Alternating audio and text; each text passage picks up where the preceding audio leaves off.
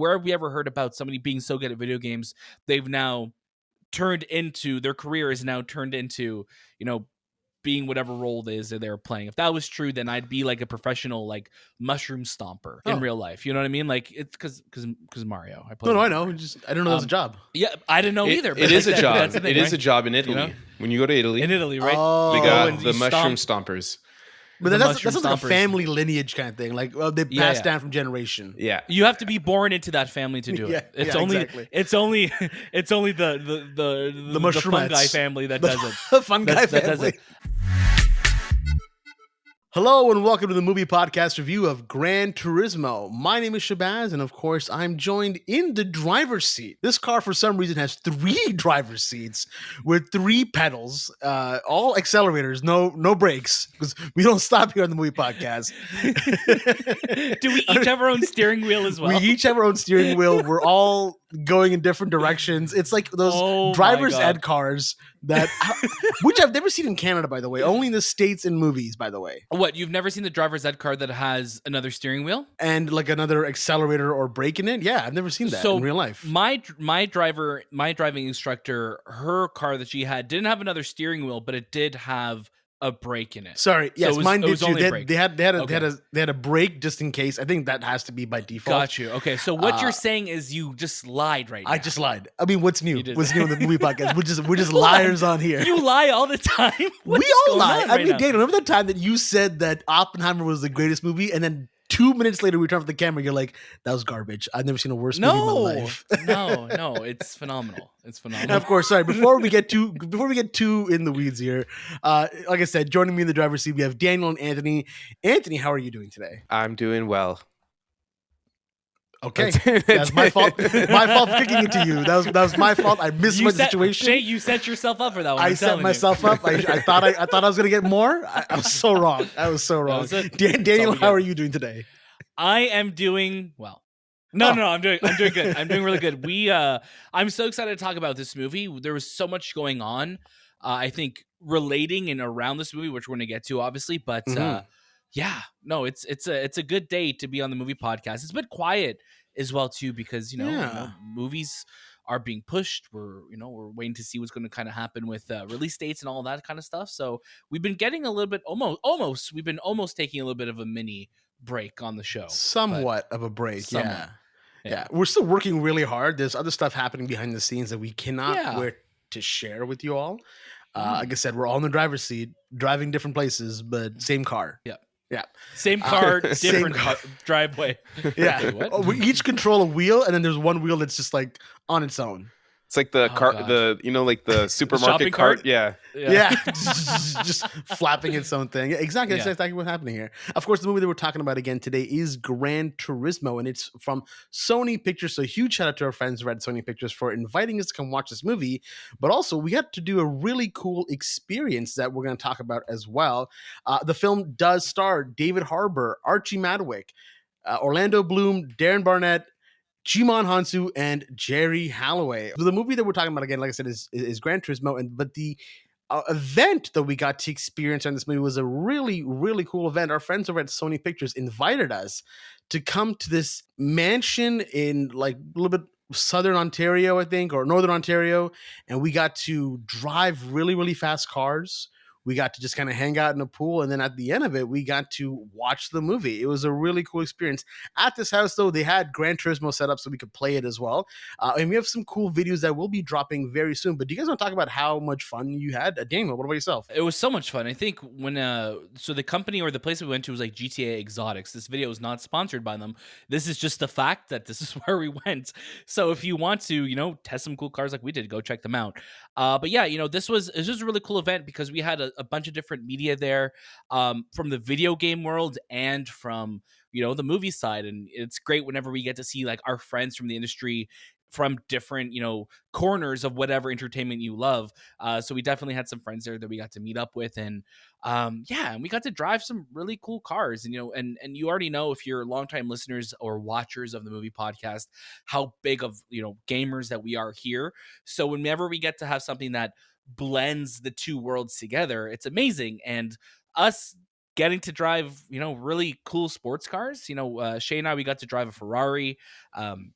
Anthony, you got to drive a McLaren, and we just got to rip it down the streets and just have a lot of fun. I think that was really cool. And again, it gives you so much, I think, of appreciation for, the sport of racing and for cars. And, growing up, I was never a huge car person. My biggest exposure to it was games like Gran Turismo and like Need for Speed and Burnout and like in all of those type of games, right? So like this, like just it's cool, getting in the driver's seat and actually getting to put pedal to the metal and just, flying down the road, which is it was a lot of fun. We were safe. We were definitely safe, but it was a very cool experience. You did hit that old lady though, Daniel, which I thought was extremely rude. Why was she in the middle of the road? Yeah. Why was she trying to hitchhike? I don't get it. You know what I mean? We only have two seats. You can't hitchhike in a Ferrari. No. You know what I mean? Yeah. You and I had the opportunity to drive the Ferrari F8 Tributo. And then Anthony, what did you get to drive? I actually got to drive the McLaren 720S Spider, which was the fastest car of their catalog of cars. It wasn't my go-to choice. I wanted to drive the Mercedes GTR, but I actually had a lot of fun in the McLaren. I was wearing a McLaren t-shirt and I didn't realize until I got out of the car. I'm like, oh yeah, it makes sense.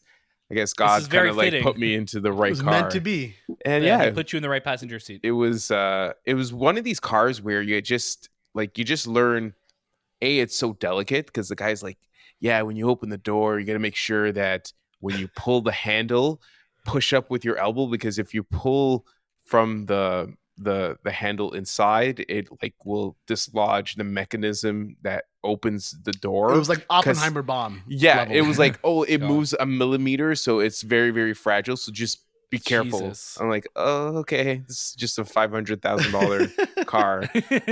But yeah, also when you're driving it, you're just like, oh my gosh, it's like this feels like this car's gonna fall apart at any point, but it's very, very fast, and you feel everything. So yeah, I had a friggin' hell of a time driving these exotic cars. Yeah, one crazy way to start a screening for sure. Absolutely. We were on the thrill. Even when we got in our car, I remember like starting it and like all these errors are popping up and it's like no airbag, no wheels, no this. And I'm like, oh my God, are we going to be okay? And the guy's like, yeah, don't worry. Honestly, all those things, like, don't worry about it. I'm like, okay. You don't need those. Also, there's no park in the car. I'm like, sorry, what? No. You just got to make sure you hit this, push these two buttons at the same time, jump out the window really quickly. It's no big deal. I'm like, oh so my God. when Shay and I were switching, like and the car was in neutral, I'm like holding the car because they're so light. It felt like it was moving, right? Yeah, I'm like, okay, Shay, hurry up and switch so I could get in here and hold. And I'm like, Daniel, I don't know how to I had to jump off the brake, have Daniel jump through the window. It was a crazy experience, but man, we had so much fun. We had a lot of fun. We had a huge blast with that. So yeah, huge thanks to Sony, to PlayStation, and to Sony Pictures for the invite, because that was awesome. It was really, really cool. Of course, like I mentioned in the beginning, the movie we're talking about today is Gran Turismo. I gotta ask you guys, what is your history with Gran Turismo? How I love the way you built that up like you were going to ask a different question. What is like, no. What is your history? Tell me about your history with Gran Turismo, okay? I don't know what voice that was. That was my Gran Turismo voice. But what's been your history with Gran Turismo in the games? I think my biggest history with Gran Turismo is just playing it nonstop at my cousin's house. I think playing racing games, like especially, were like a lot of the games that you played growing up, because there would always be like, I feel like every fall would come out and there'd be like a new Need for Speed, there'd be a new Gran Turismo, and that was also the era when I think back to the PS2, the Xbox, the GameCube era, where there was so many different racing, like remember like Project Gotham Racing, like there were so many different variants of racing titles, so I feel like I'd always be playing one of them. But Gran Turismo was also one of the games that really challenged you, because it was such a true to life sim of what racing was, right? So you couldn't approach it as easily as you would another arcade racer. You would actually have to know what you're doing and pay attention and learn your lines and go at it. It was a lot of fun, but it was also very it was like you felt whenever you raced and you won, you felt like you earned it, right? And I think that's what's really incredible about this series and how it's lasted now almost 30 years that we've been playing this game. So that's amazing. Yeah. And I just it was never a series that I would go to as like my main racing game growing up, because like, you know, for me, like it's not traditionally like a sim racing, but like I think of like Mario Kart, think of Need for Speed. Those are the games that I played a lot growing up, especially like Need for Speed Underground, things like that. But Gran Turismo, I have such an appreciation for it, and I was also just so intimidated by it whenever you would see a good Gran Turismo player, and as soon as somebody had like, oh guys, I'm going to bring my wheel to the sleepover, and you're just like, okay, No, that's too much. this guy's serious. He's bringing his Yeah. his racing wheel to the sleepover. Yeah. I'm going to let him do his thing. But I have a real Gran Turismo license. Okay. yeah, it's wild. But also, like, I always felt like it was also the game that had the most models of cars too. Yeah. So you would always be able to find whatever car that you love, and you would be able to find new ones. I always would like, usually what I would main like Japanese cars, just because it's like, oh, like it's made by a Japanese studio. You would, you know, fall in love with it, and like their attention to detail to those games. But yeah, it's amazing. What more can you say? Absolutely. I had, you know, Gran Turismo 1 and 2 on the PS1, and I used to play them so much but the thing is, the way I would play them was so weird. Like, I would find the most basic normal car that I've seen in the streets, and then just like pretend like I'm going on my day, and my day just happens to be a race car driver. Like, I was so not the kid that was like, I'm gonna race it really fast. I was like, oh, maybe I'll follow the streetlights. And like, there's no streetlights in this game. It's a track. I'm like, well, I'll figure it out. But yeah, I had a lot of fun. I used to love playing that game. And you're right. There's this level of intimidation that game brings. And I remember we're trying to get all the different licenses and everything. And I was like, oh, I'll eventually master this. But yeah, the game it's so intimidating, but it's also so much fun. And the cars look so good. Anthony, what about yourself? Yeah, Gran Turismo 1 and 2 were staples in my PlayStation collection. And then like pretty much every other Gran Turismo after that has been part of my life. But 1 and 2 just cemented why Sony PlayStation was the system for me, just because it was at that time, like as a kid, you just knew this console was from Japan. Then you had the studio that was making this game about racing, and they were from Japan. And it just felt like this was that time period where Japanese gaming became a mainstay in my household, as well as the whole world. And yeah, like I remember Gran Turismo 2 buying the Suzuki Escudo because I knew it was the fastest car in the game with like 970 horsepower. And no matter what track you put that car on, it's going to win the race. And it's designed as a rally car, right? So you put it on the street, you put it on the dirt, like you're gonna win it. And it just felt like, and that took forever. I think it was like 3 million credits or 2 million credits to obtain to buy it. But when you did buy it, it was just perfect. But then later on, learning about the history of Gran Turismos and what they did to make that game and how they recorded the sound of every car, and then how each year it got better and better in terms of the interior, in terms of just the mods that you can add. And I didn't even know it was a simulator. I thought it was just, this is a very professional race car driving game. This is it's how not cars arcade. games. But then you know, it starts to click in as you get older. It's like, oh, this is what they wanted you to, what it felt like to actually drive these cars, but through a video game system, which is, you know, something outside the box. Like, and it's a huge risk for anyone to just say, yeah, let's build that game and hope that people love it. And as you can see, you know, Forza has always been a big part of racing in the past 10 years, but I always will go to Gran Turismo. Gran Turismo is essentially the greatest car game ever made. And that's, like, you can shoot me on that, but that's true. Don't shoot him. Don't shoot him. Don't shoot him. Don't please. shoot me. But yeah, but it's also so interesting, right? That like you see, like Gran Turismo, I think, has kept that prestige, you know, throughout all these years, and Forza, I think, having now a competitor who's also one of the best doing it right now. Hopefully, that's only going to drive the two to continually just get better and better. Yeah, no, definitely, definitely. Agree. Well, Gran Turismo will be available early in theaters August 9th, and some pre-releases that they're doing. There's a bunch of different events happening, so make sure to check your local theater, because you might be able to see this movie really early as well. And it'll have a wide release August 25th, again, thanks to our friends over at Sony Pictures. I want to kick it over to Daniel here for our first reaction to Gran Turismo. What's so funny about Gran Turismo is that it's based on a video game, but it really isn't a video game movie. So it's in this weird in between. Like, yeah, this is based on the true life story of this this gamer who first started off by playing, the Gran Turismo games and was so good at it that he won a contest and then went on to go race real cars. And we're in a really fascinating spot with, I think, with PlayStation and their adaptations this year, because we've also gotten The Last of Us, which was just took the world by storm earlier this year. We had Twisted Metal come out. And then when you look on the other studios, the big three, we had like the Halo series, and obviously we had the Mario Brothers movie just kill it at the box office this year. So going into Gran Turismo, I have to say that I did not have a lot of faith in it. And I'll be completely honest by saying the trailers, from what I saw, did not make this movie look like it was really going to deliver or hit home.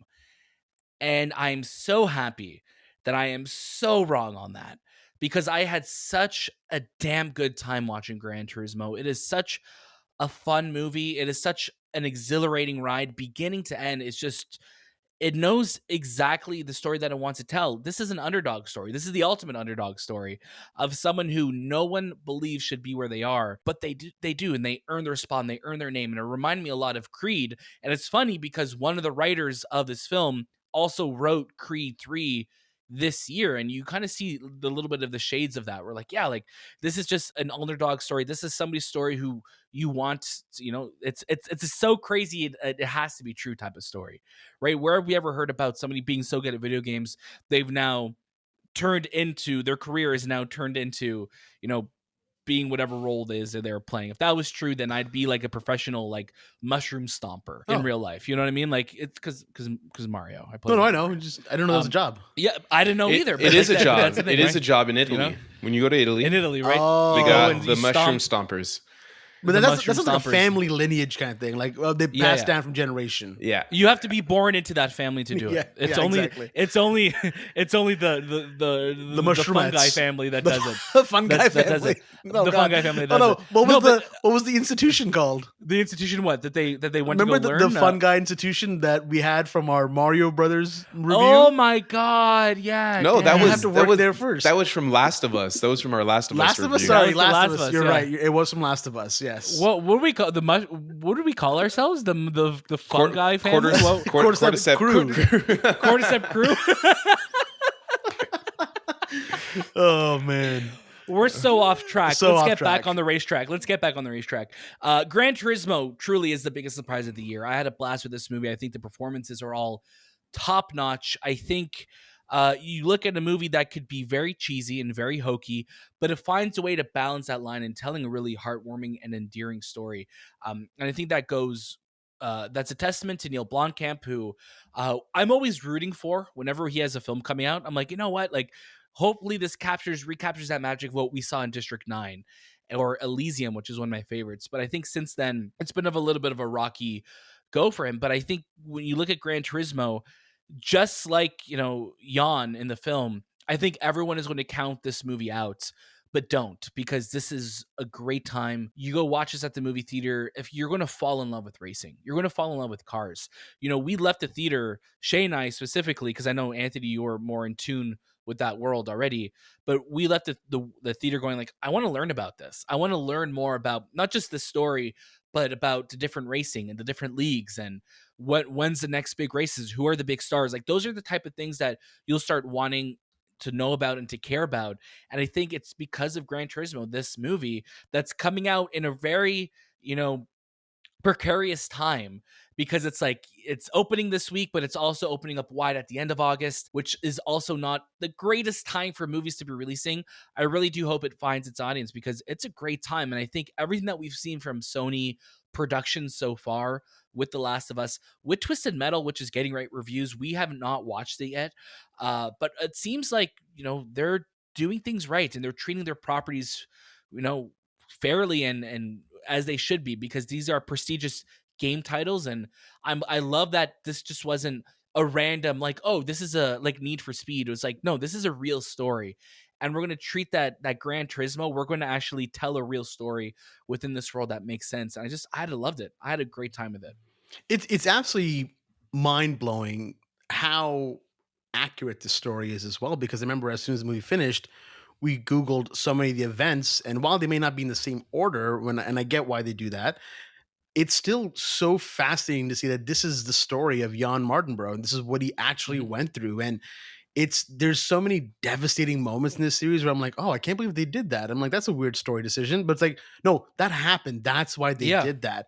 I think that's what's the craziest thing about this movie. And just like you, Daniel, kind of went in going like, can this video game movie be good? And they blend these adaptations so well, where the moments that are meant to imitate the game are done so well. You have the different camera angles that you get in the game when you see the cinematography. Phenomenal. My God, yeah. Oh, beautiful. And you look back to movies that are about racing, because this week we just watched Days of Thunder as well, and I've watched Ford versus Ferrari, and then we have movies like Rush. Those movies are fantastic, but it always feels like the racing in that film is just the background. It's just the backdrop to what this story is being told about the characters. While yes, this is a story being told about Jann, it's still so much about the racing that it got me so invested in it that, like you said, Daniel, after the movie was done, I started doing so much research into GT racing. I even watched the 4-hour I can never pronounce it, Nürburgring race that happened on July 30th. I rewatched that whole race, and I was like just so captivated by it. And now I can't wait for the next race that's coming out, and I'm going to watch that. It's kind of like what I feel what the F1 series did on Netflix for people that wanted to get into F1. This movie kind of did that with me, and now GT racing. Like, it got me really excited, and I want to learn more, and I want to get more invested in it, because this is the biggest surprise. This movie is so fun.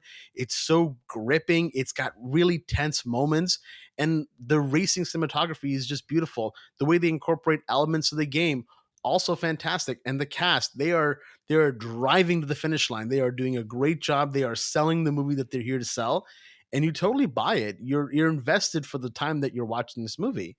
Gran Turismo, we mentioned before, it's not a video game with wacky characters and crazy storylines. It's a simulator, right? So there is a story that you could tell there that's really real. And Gran Turismo always felt like Top Gun. Like, it was the Top Gun Academy of car racing. Great analogy. And I wish it was, because, and maybe there is now some sort of implementation of it, but that's what it felt like. It felt like, okay, you are the top gamers of this world. We're going to put you in a race car and see if you can, do the same thing in the car. And it is an underdog story, because you have the idea of race car drivers who do this for a living, who race go-karts and move their way up to GT cars and maybe Formula One or even Indy. But the idea of getting a gamer to be put in this position and actually win races is fantastic. And to learn that this is actually a real story, I couldn't believe it. And I knew going into it, it was based on true events, but I didn't know, like, when they say that, it's like, oh, little truths here and there. But this whole story, this guy grew up playing this game, and then he was an actual race car driver in real life. This guy was not a race car driver in real life at all. Right. No. Yeah. Right after watching this movie, you're going to go and read his story, and it's going to be exactly how the movie kind of tells it in this 2-hour fashion. And Neill does it so well. His pacing is fantastic. The storyline with the family, you have an idea of this kid who just loves, his passion is racing, and the father who's like, nah, man, that's not a real job. And I think we all can connect with that in some sort of way, where we're trying to live up to our parents' potential of us, but it's not the route that our parents want us to go. It's the non-traditional right way. It's like podcasters. It's like podcasters. No idea what you're talking about. No idea. But like, just his journey and how committed he is, because he was committed. He's like, I want to race. And if that was being, someone who was in the pit field to actually being someone behind the race car, it was his drive, and that's where he wanted to go. And it's amazing to see him, drive a GTR, a Nissan GTR, and go into like one of those futuristic GT cars that, you just wonder, like, who builds these things? They look like spaceships. They're not like Formula One cars where they all. It's like the Dark Star at the beginning of Top Gun Maverick. Yeah, like, what is this spaceship that they're in? And GT cars all have like this weird sense of identity, where they don't they can look like a road car, like a Porsche 911, or they'll look like a Ferrari, but then you'll have these most concept looking vehicles out there, and just like, oh, this is legal to be in this GT racing. And, and there's so many like classes, like GT1, 2, 3, like there's so many. Yeah. So, and yeah, like just watching his journey on screen, and I would say like the race car sequences really connect you to what Gran Turismo is. And it really felt like Days of Thunder, but so much better, because Days of Thunder had the NASCAR, and it was just in like this rotating race course, right? With GT racing, it's everywhere. You're going to all these different cities around Europe, and it's just learning, understanding about gear changes and when to shift and when to like pass a driver and use their what is their wind drift to get around them, to get around them faster. Like you'll learn about that, and that's where like I feel like Days of Thunder and this movie really connect. And then you have like Rocky that connects to this movie as well. So there's a lot of great things about this movie that I think a lot of people enjoy, especially the race car. And I feel like a lot of people in our theater were at the end of this movie were clapping because they got so emotionally invested in this kid winning.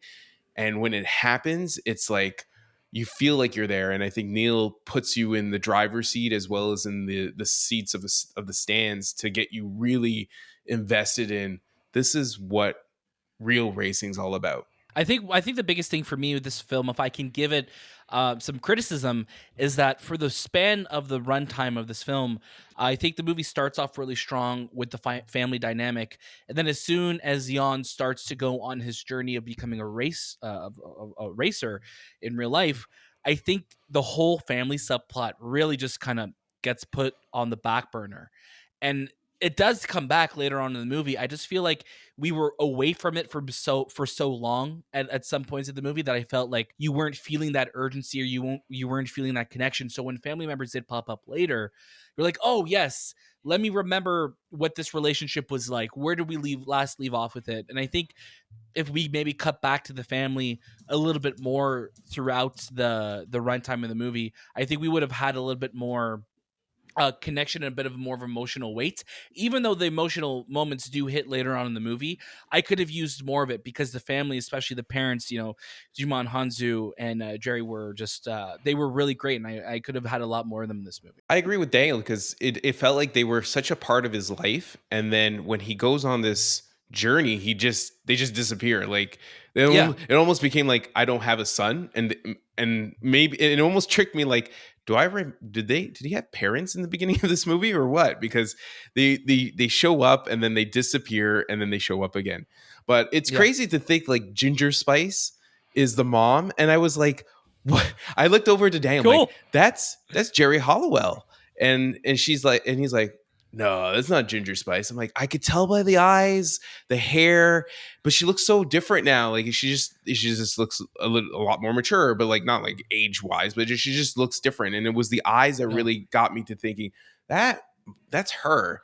And then finding her after and saying, holy shit, that's actually Ginger Spice, and she's in this movie. She hasn't really acted. And there's a sequence where there's an emotional sequence where she is very involved in what's happening with her son. And I'm like, oh, she can act. She's doing good. Yeah. Like, good for her. She was great. Yeah. She was great. I hope to see her like acting more, because it's nice to see people who are part of your childhood and then they just pop up and they're like, and then you're just like, oh, that's her. And you're just like, oh, wow. And you get to share it with the world. We're so used to seeing her in like, as like hosting gigs, right? Yeah. Like or like as a judge. Yeah, exactly. Or I just remember her as like Ginger Spice with the big, UK jumper on, and it's just like and it's all glittery, and of course, with her whole Spice Girl routine. But it's nice to see her in something different, and it looked good on her as well. I was just gonna say quickly, this is also super crazy. It's one of the first movies that I've really ever heard of where the actual person it's based on, Jann Mardenborough, plays the stunt driver in the movie. So all the scenes that we're actually seeing of that car driving, of all those moments, is actually played by the person it's based on. And that I think is so insane. I don't think I've ever really seen that in a film where they're, showing up in the same movie, unless it's like a cameo, like they'll be walking in the background or just something like they'll have a line. But no, he is doing the work for the movie. So man, huge shout out to Jann or John for that as well. That's so cool because it's like, like no one's gonna know how he drives better than what he does. And like you said, Shay, like we've had cameos before where it's like, oh, like Tommy Wiseau in The Disaster Artist or Jordan Belfort in The Wolf of Wall Street. So we've had quick little cameos, but never something as substantial as, this guy is doing the driving for his own character in a movie. That's amazing. I guess it's like Tom Cruise doing his stunts, right? Like it's just, but being the actor in a sense, but it must be surreal to be in your own movie as a stunt driver and still being part of it. Like a lot of times when a movie is being told by someone, they're never really involved other than, okay, maybe they got some, like the screenwriters to learn more about the background, but to actually be physically part of it and to be there, that's crazy. That's amazing. Also, fantastic score by Lauren Balfe, but what's new, really? Yeah, it's Lauren Balfe, and it's Lauren Balfe working with. Sorry, I'm going to get it right now. Andrew Lloyd Webber. Wow, that's crazy. No, not Andrew Lloyd Webber. Working together. Yeah, it's an absolute banger soundtrack score. Also, the music. In the movie as well too. Really phenomenal. Well used. So like you're getting phenomenal like needle drops. You're getting incredible cinematography. I rewatched Oppenheimer today, and there's a lot of moments in Gran Turismo where it just cuts to the inside of the engine, or like the pistons firing and all of that. And it reminded me a lot of like an Oppenheimer, where it's like you're getting like these quick flashes of like these reactions happening, and it's so cool seeing that because you get this sense of just power and speed and just danger. Yeah. Even whenever you turn on a car, even the iconic the trigger lights from going from red, orange, and green, like they would do in Gran Turismo, they actually had that sound effect a lot, and they really make sure that even though this is based on a true story, it's still involving the game somehow. If it's the camera angles, if it's having the titles, or even like the guide lanes to tell, or the arrows that tell you, okay, you should brake at this point or go green at this point. Mm-hmm. Those little things just like, again, it encompasses both people who haven't played the game and they'll enjoy that story, and those who have played the game, connecting it to the story. That's what these adaptations should be like. Not always have to be the Leo exactly. pointing meme. Yes. Yeah. You get the Leo pointing, like, oh, there it is. It's amazing. They're doing it right. They're doing it absolutely right. Well, I think it's safe to say now is a good time to give our final recommendations for Gran Turismo, and I'll kick it over to Anthony. Anthony, please let us know, what do you want to let people know about Gran Turismo? This is a definite watch. All right. Thank you. Daniel, what about yourself? It's funny because I was thinking, I'm like, do we consider this like a video game adaptation? Like, do we put this in that bucket of like, when you think of movies based on video games, would this movie fit inside of that bucket? Right? It's a bit, it kind of has its feet in both worlds. Yeah. I feel like it's a simulation game. It does. Yeah. I feel like it does. I think they incorporate enough of the video game in this movie to really say, hey, this is also, supporting the game that came before it. Even like the beginning of this movie, the explanation of what Gran Turismo is so like impactful, so cool. And you're like, okay, I'm gonna go buy this game right after I watch this. That opening intro, so cool. And to think like this, it's like they created is like they treated it like the same way. It's like like the creation of like the bomb. It's like we're treating it like that. Yeah, and this is a 30-year-old game, which it just. The same producer is still producing this game, and he's still committed to it. I think it is a video game movie for sure. Well, with that being said, I think Gran Turismo is one of the best video game movies ever made. I think there's so much heart and so much fun to be had while watching this. If you are not a car person, you're going to become a car person after watching this. And I think this really is one of the biggest surprises of the year. I had so much fun watching this movie, and it's some of the best cinematography you will see on the big screen this year. It looks great. It sounds great. And I think beginning to end, start to finish, it's an exhilarating ride. You don't want to miss it. You know, we got a chance to watch this movie in IMAX, and the full screen ratio that this movie also plays in is so damn cool. It made every race scene feel like I was just white knuckling the whole time. There were so many moments where I literally grabbed onto Daniel and I was like, oh my God, they just did that. That looks crazy. And this movie, again, huge surprise, a lot of fun. It is absolutely stunning. It will get you into racing somehow, some way, or it'll get you into a car and make you want to drive really fast. Just make sure you don't hurt anyone when you do that, because this movie is a 100% a watch it. Like you have to go see this movie. It is so good, so much fun, and on a bigger screen, the better the experience is.